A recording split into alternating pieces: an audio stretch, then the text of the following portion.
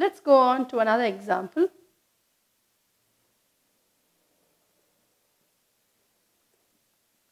Talk about a story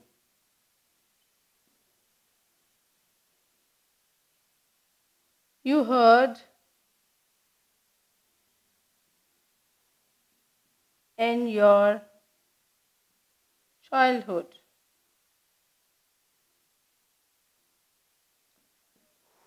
So you can say what story it was, or who told it to you, and what did you learn from the story. So these are various things that you can discuss when it comes to this question. So I can go about like this.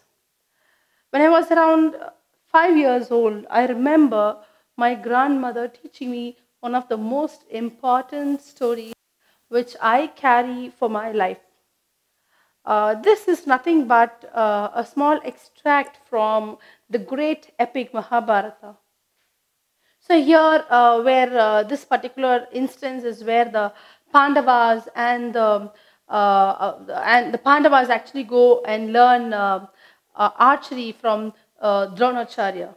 And our Dronacharya is a person who teaches archery for the Pandavas and the Kauravas. So, as we all know, Arjuna is the best when it comes to archery, okay? And Dronacharya is Arjuna's mentor. And so once Dronacharya had kept a wooden bird on the branch of a tree, and he had called his disciples and gave them a bow and asked them to aim at that particular bird. And when they aimed, he asked them a question: what are you able to see? And like everybody said, they said, one said, I can see a tree there. One said, I can see a lot of branches. One said, I'm able to see a sky. So everybody had given different answers. So immediately he called Arjuna, and he does the same thing with Arjuna. He gives him the bow and asks him, what do you see? Aim there and tell me what you see. And Arjuna aims, and then he says, I am able to see a bird. And now Dronacharya tells him, concentrate even more and let me know what you see. And Arjuna tells, I am able to see the eye of the bird. Then Dronacharya immediately gives him a bow and an arrow and asks him to shoot. And when he shoots, it goes and hits right on the eye of the wooden bird.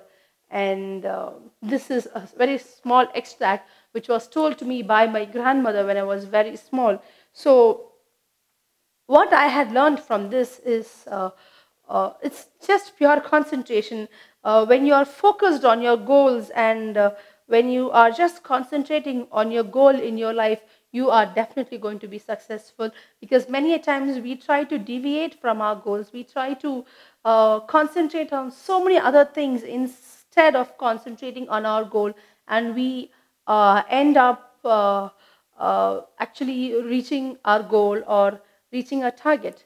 So when you're focused on your goals, you are definitely, you can be rest assured that you are going to reach your goal. So this is something that I was taught when I was very small, and I still remember the story and cherish every moment of it. And this helps me to be focused always on what I do.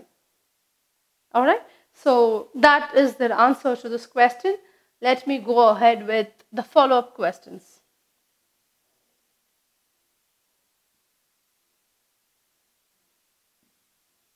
What are the benefits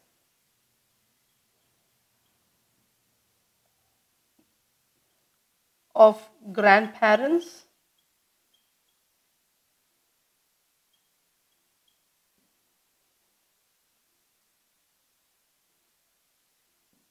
telling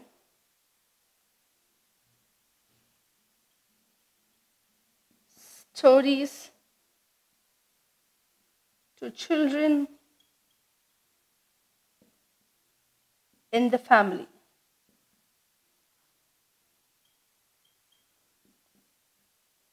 So I do not know how lucky many people had been, but I personally feel I'm very lucky to have grandparents with me, and I've always seen how they play a major role in number one, keeping us entertained. Number two, one main thing which I have always seen is the bondage that they always have towards the little ones in the family, and the the traditional practices, the cultural legacy is always transferred to the little ones, not by the parents, but definitely by the grandparents. Okay, so I have always strongly felt that grandparents get more time to spend with the little ones, and through their small stories and the tales that they say, they can always convey a very strong message, because the little ones always look up to their grandparents. So they can always know it can be a constructive, it can definitely play a major role in the constructive growth of the child. You can transfer the traditional practices, more of moral values, all of those through the stories that have been told to the little ones. So I basically feel that grandparents sharing stories with the children of the family is highly beneficial, and it has definitely worked out for me. Let's move on to another question.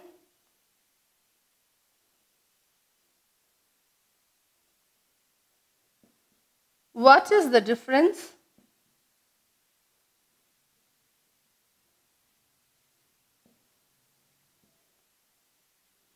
between the stories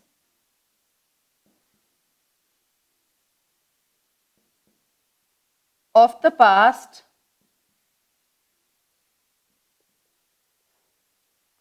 and the present?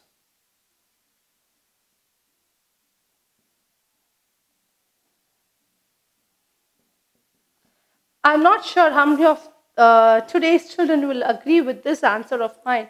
So I feel that stories of the past were more of history, more of tradition, more of heritage. They are more of religion and moral values.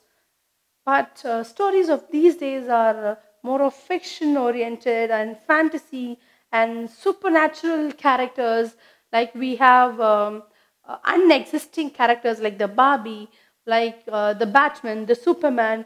So stories of these days are definitely not my choice, because I don't know how many of them really imbibe moral values into the children. But stories of those days of the past were definitely very, very what is, how do I say, like they were conveying a lot of moral values. They were very effective.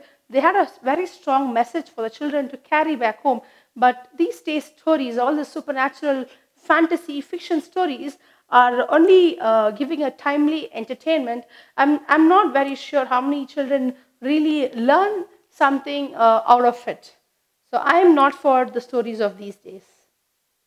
Let's go on to another example. My next example is going to be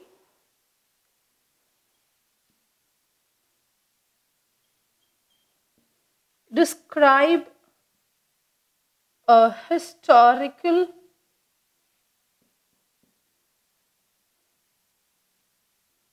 monument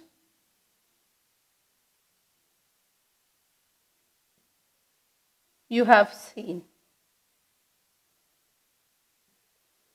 So there are various historical monuments. You can stick to domestic, or you can stick to an international monument also. So I would choose Taj Mahal. So let us see how I would like to present this particular topic of mine. I would say India is definitely rich in culture and heritage, and we do have a lot of historical places and monuments, and which has been literally scattered across the length and breadth of the nation. And it is supported through many civilizations and races and religions throughout the time. So I would like to speak about one of the seven wonders of the world, which is the Taj Mahal. And I have visited this place many years ago along with my family. So this is situated in the north of India and in a city called Agra. And this Taj Mahal is well known as the symbol of love. So it was built during the reign of the Mughal Emperor Shah Jahan in memory of his loving wife Mumtaz. So it is one of the masterpieces of art and architecture, and it has a mausoleum built on the tomb of Queen Mumtaz. Okay, so it is also on the bank of the river Yamuna, and it is completely made up of white marble, and it has a big dome. The ceiling has a big dome on the in the center where the tomb is exactly situated, and it is supported by 4 pillars, and the white marble is decorated with amazing work, and it also enhances the beauty of the place. So the splendor of this place cannot be described in words, because the greatness of this monument surpasses language. So I don't have words to talk about this particular monument. It can only be experienced by visiting. Only by personally visiting will you be able to enjoy and relish the beauty of the Taj Mahal. And I was completely happy and thrilled when I was inside Taj Mahal. The vibes were so positive and they were astonishing, because it is almost 400 years old. And it took more than 20 years, and around thousands of workers had completely been working on the Taj Mahal day and night to complete the structure. So in my opinion, Taj Mahal is definitely the best monument that I had ever seen, and that I would definitely recommend the others to see also. Okay, so let's go on to the follow-up questions.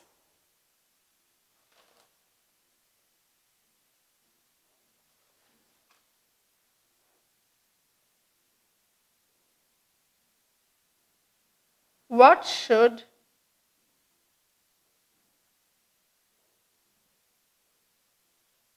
government do to protect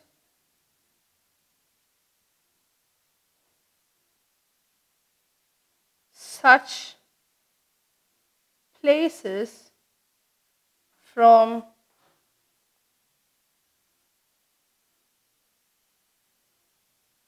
pollution? Okay, so as we all know, Taj Mahal is being polluted. The rate of pollution in Delhi and Taj Mahal is being greatly affected by this pollution.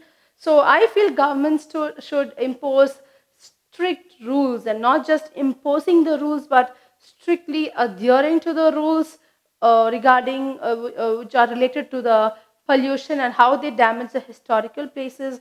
And they need to install a lot of security cameras to ensure or to avoid the vandalism by the visitors, because we have visitors from all over the world. We do not know how or in what way the damage is going to be caused. So security cameras are a must, and sometimes even by antisocial elements, by our own people. So simultaneously, individuals can also behave responsibly by visiting when they visit the historical places. Okay, so this comes from within. When we become more responsible, when we become more responsible, and we take more responsibility in preserving our natural, our historical monuments, by keeping the area clean, not damaging them, by using the dustbins, and by not littering them. So these are all small steps which we can take as a citizen or as a responsible person when we visit the historical monuments. One more follow-up question.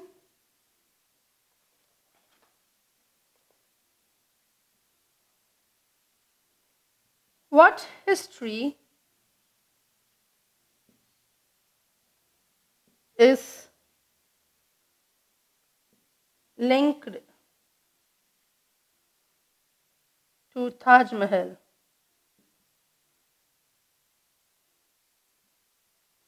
Okay, the history that is linked with Taj Mahal is that it was built by the Emperor Shah Jahan on memory of his beloved wife Mumtaz. So he built it, he actually brought up this particular construction on her tomb, and it took around 22 years to complete this constructions, and there were thousands of people who were working on it, and it was completely used by white marble and heavyweight material. People had to carry it across for around 180 miles to the construction site, and it was done mostly with the help of elephants. And it is also said that around 20,000 workers were initially around 20,000 people, workers set to work on Taj Mahal, and the skills, okay, they had used their skills to build this masterpiece. And after its completion, the awestruck Emperor Shah Jahan, he himself was completely awestruck, and he immediately chopped off the hands of all the artisans, all the people who were a part of this construction, because he never wanted a similar construction or a similar monument to be constructed ever again. So it is also estimated that if in case we would want to build a monument today, that which is similar to Taj Mahal, it would definitely cost $1 billion of rupees. So as far as I know, to my knowledge, that is a history that is linked to Taj Mahal. So dear students, I think I have spoken to you all about the story that I have heard in my childhood. I have mentioned what are things that you are supposed to keep in mind. And when it comes to the historical monument, I have mentioned which monument, why, and I have also given my suggestions how we are going to preserve the monument as a government or as responsible citizens.